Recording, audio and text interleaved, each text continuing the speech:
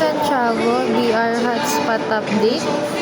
Sales namin today po, 5,545 pesos. Sales drive via 10 po sa walk-in, isa sa online. Inquiry namin today, may dalawa po. Isa po sa Viber, isa sa Messenger. Tapos, 20%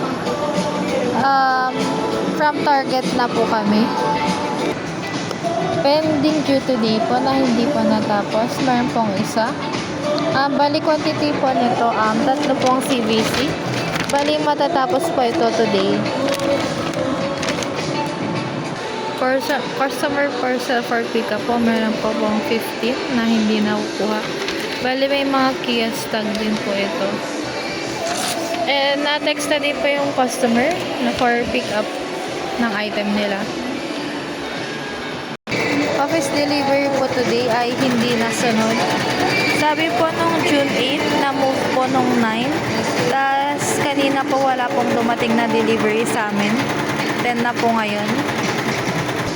Active BIF po mayroon pong 3, total of 22,050. Active code mayroon pong isa, kay Aljay po ito, 26,250 po. Pending AR na may overdue, wala po. Ito po yung BIF, ito din po yung code. AR listing, total of 1, 2, 3, 4, 5 po. Bale, hindi pa po ito natatapos. Customer visit po namin today, wala po. First sked po namin, mayroon pong 8.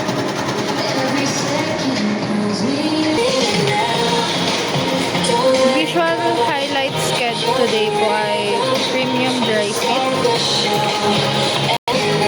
Dito naman po sa best seller, waiting pa po sa kulang na display dito. Yung bath towel po. Bali na SR na po yun. For ROMP na po namin, ROMP 1135, bali yung service detail po. Nakapag-post na din po kami. SOP po, meron po isa. Yung buy one get one free po. And then, may nadagdag post po kami today. Yung pinaburda po ni customer na apron.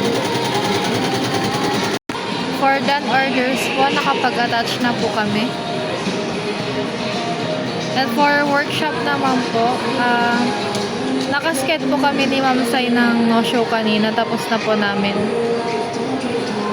Ito po yung proof na natapos pa namin yung workshop today. Ito po yung pangalan ko. Tapos si Ma'am Sai po. Ito po.